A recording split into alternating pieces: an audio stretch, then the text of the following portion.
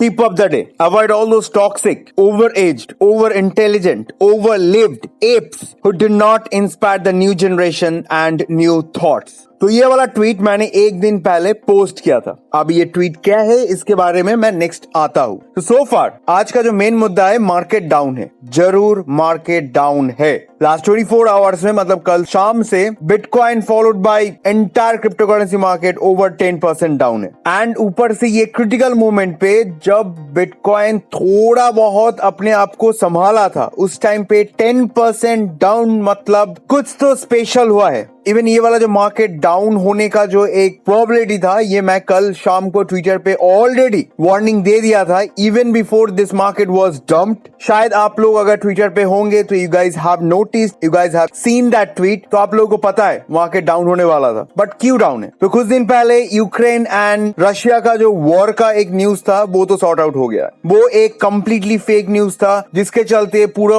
World को ये दिखाया गया था कि चलो वर्ल्ड वॉर 3 का कुछ एक पॉसिबिलिटीज हो रहा है, एंड जिसके चलते most of the people, most of the investors, they have sold there bags, चाहे वो बिटकॉइन और इथेरियम हो, सेल कर दिया गया था। वो एक फेक न्यूज था। अभी जो रिसेंट न्यूज है, ये फेक न्यूज नहीं है। तो चार्ली मॉन्गर के बारे में आप लोग सुने होंगे या नहीं होंगे, but definitely you all must have heard about Warren Buffett. तो चार्ली मॉन्गर वॉरेन बफेट का best friend cum manager cum co investor, कुछ भी बोल दो, they are always together. So recently day before yesterday Charlie Munger ने ये बोला है एक स्टेटमेंट पे अगेंस्ट क्रिप्टो करेंसी कि क्रिप्टो करेंसी टॉक्सिक है, इसका कोई रियल वैल्यू नहीं है, and he is happy that he is not a part of this bitcoin and this crypto currency. And इसने ये भी बोला है कि चाइना ने फर्स्ट प्लेस में जब बिटकॉइन को बैन किया था, he admires that China's decision, and US जो इसको अलाउ किया है, which is not good for US का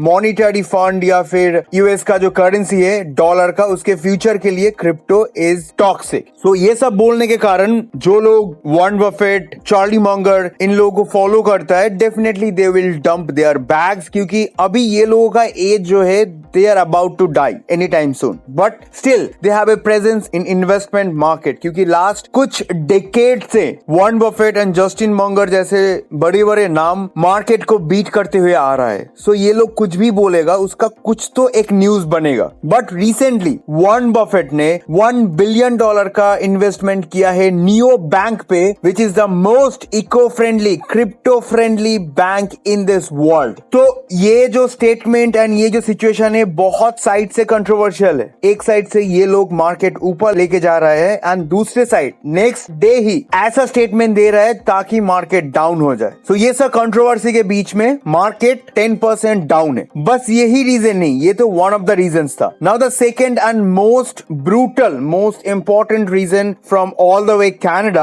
which is Canada has banned 34 crypto wallets linked to Freedom Convoy। तो इसका जो स्टोरी है मैं शॉर्ट में बताता हूँ। तो रिसेंटली कुछ crypto investors from Canada, they have donated 1.8 million worth of bitcoin to the Canadian truckers. तो ये जो डोनेशन गया था, ये डोनेशन जितना भी क्रिप्टो वॉलेट से गया था, वो सारे के सारे क्रिप्टो वॉलेट को कैनेडियन बैंक ने फ्रीज कर दिया है, without even sending any court notice और any warning. So now blockchain जितना समझ आता है, उससे मुझे पता चलता है या फिर दुनिया को भी पता है, कोई भी आपका बिटकॉइन वॉलेट, कोई भी आपका क्रिप्टो वॉलेट फ्रीज या फिर सीज नहीं कर सकता है। It is technically impossible to freeze your crypto wallet. अगर कोई बैंक आपके क्रिप्टो वॉलेट को फ्रीज करेगा, तो इसके मतलब यही है, आप जब अपना वॉलेट से बैंक में पैसा ट्रांसफर करोगे, and at that time bank से आप जब वो पैसा लिक्विड करने जाओगे, उस टाइम पे bank only can freeze that amount. Otherwise bank can not freeze your crypto wallet, which is technically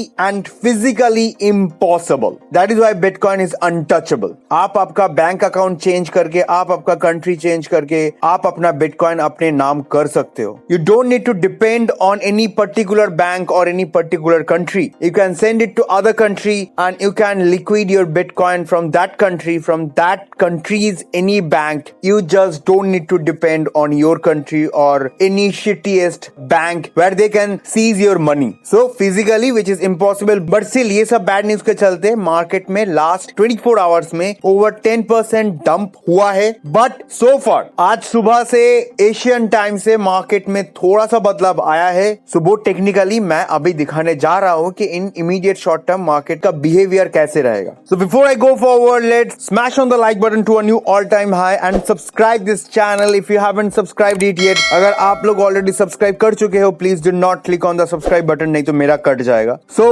अगर नहीं किए हो then go ahead, subscribe this channel, and at the end of the video, if you feel comfortable, share this video with your friends and family. So let's get into the technical part. क्या market में immediate short term पे क्या पक रहा है and क्या पकने वाला है. So honestly speaking, as a technical analyst, मुझे ये सब न्यूज का कुछ भी इफेक्ट नहीं पड़ता है, क्योंकि where we can see market is in a frame जहाँ पे मार्केट में ये volatility आएगा. As far as जब शाम को मैंने ये वाला सेम स्ट्रक्चर अपडेट किया था ट्विटर पे, तब मुझे पता भी नहीं था कि मार्केट में ऐसा कुछ न्यूज है. But according to this structure, जैसे ही बिटकॉइन का जो 1 आवर कैंडलस्टिक चार्ट था वो अपना अपवर्ड ट्रेंड लूज किया था, मैंने अपडेट कर दिया था कि मार्केट में एक डंप आने वाला था. चाहे वो न्यूज आए या ना आए, मार्केट डंप होना था. शायद न्यूज की वजह से 5% की जगह 10% डंप हुआ, बट इट वॉज प्रिडिक्टेड कि मार्केट पे एक डंप आने वाला है. So that is the power of technical analysis. So now out of my technical knowledge, outside world में क्या हो रहा है वो मुझे पता भी नहीं है, then still I can tell you कि मार्केट एकदम अल्ट्रा बुलिश मोड पे है. अगर वन डे कैंडलस्टिक पे जाओ, अगर लॉन्ग टर्म का सोचूं, market is completely inside a beautiful frame. ये जो असेंडिंग ट्रायंगल क्रिएट हुआ है, ये जो ऑनगोइंग वीक चल रहा है, अकॉर्डिंग टू दिस मूवमेंट हम लोगों को ज्यादा से ज्यादा इस मंथ के एंड तक हम लोगों को ये असेंडिंग ट्रायंगल से ब्रेकआउट मिल जाना चाहिए according to this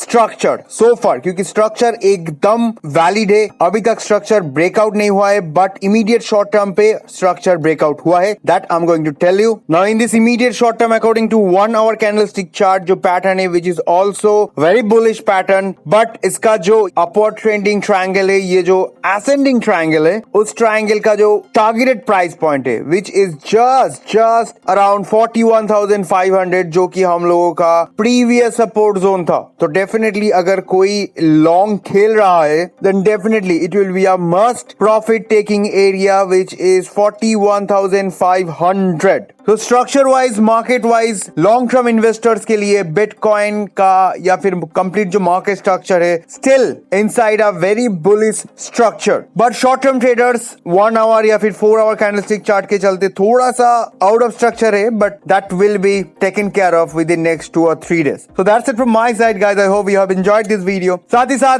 if you are not a part of my Twitter and Telegram handle, जिसका लिंक वीडियो डिस्क्रिप्शन पे मिल जाएगा, go down below, click on those link and be a part of this BitBull community. You will never regret any of this decision.